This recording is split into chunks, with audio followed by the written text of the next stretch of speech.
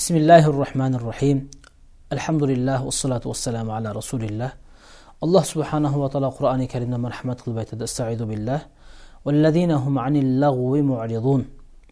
Haqiqiy mu'minlar Alloh subhanahu va taologa yaqin bo'lgan, baxt saodatga yetgan, Alloh taologa muqarrab, Allohga yaqin bo'lgan, darajasi baland bo'lgan mu'minlar, jannatga ega bo'ladigan mu'minlar lag'v bo'lgan narsalardan saqlanadi. Ya'ni tili bilan bo'lsin yoki amali bilan, ya'ni lag'v narsalardan i'roz qiladi. Ular lag'vdan o'zlarini uzoq saqlaydi.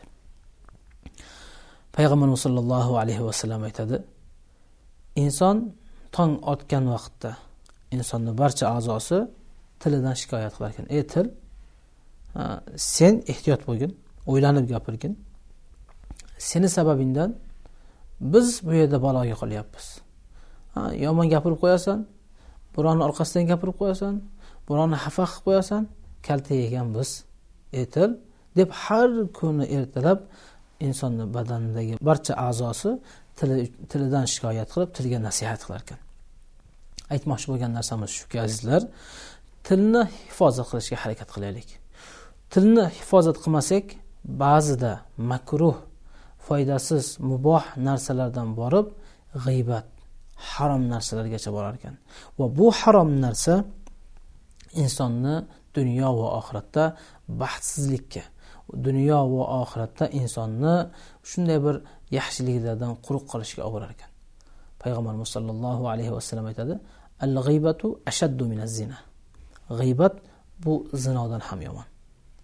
Demoqchi bo'lgan narsamiz shuki, azizlar, inson bilmagan holatda birovdan xafa bo'lar ekan, birovni yomon ko'rar ekan. Hayotda bo'ladi bu narsalar. Bo'lmasdan ilojisi yo'q. Kimdir qo'shnisi, kimdir aka-ukasi, yaqin birodari, uzog'i, do'stlari yoki qaysi bir inson bilan xafalashib qolsa, ikkinchi bir odamga borib uni yomonlab beradi.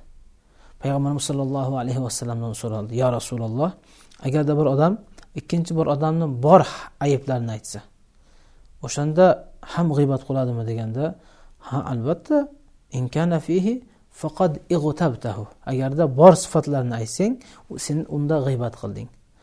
Va illam yakun, agarda sen aytgan narsalar u odamda bo'lmasa, faqad bahattahu, unda sen buxton qilding, sen tuhmat qilding, unda sen yolg'on gapirding. Hurmatli aziz birodar, bu til insonni yaxshilikka olib boradi yoki yomonlikka. Lekin ko'pchiligini yomonlikka olib boradi. Xossatan ayollarni da Payg'ambarimiz sollallohu alayhi vasallam hadislarida zikr qilib ketgan. Demak azizlar, har birimiz tilimizni muhofaza qilaylik va tilimizga ehtiyot bo'laylik. Xossatan g'iybat masalasi. G'iybatning gunohi bu og'ir. Albatta boshqa gunohlarning o'z o'rni bor, lekin g'iybat bu kabira gunohlardan. Bo'lganda ham huququl ibaddan, ya'ni bandalarning haqqi. Endi ulamolarimiz aytadi, g'iybatni turli tariqalar bilan kechirishlik tariqasi bor. Eng yaxshi tariqasi o'sha kimni g'iybat qilgan bo'lsa, borib aytishga to'g'ri keladi. Birodar, men sizga shunday deb aytib qo'yibman, meni uzr kechiring. Bu haqiqiy tavba. Allohdan tavba qiladi, nadomat chekadi, qaytib u ishga bormaydi va boyagi odamdan borib g'iybat qilgan odamni kechirim so'rashga to'g'ri keladi. Albatta bu narsa qiyin. O'sha narsani hisobga olganda g'iybat qilmaslik kerak edi. Aziz birodar, aytmoqchi bo'lgan narsamiz shuki, g'iybat masalasi juda og'ir masala.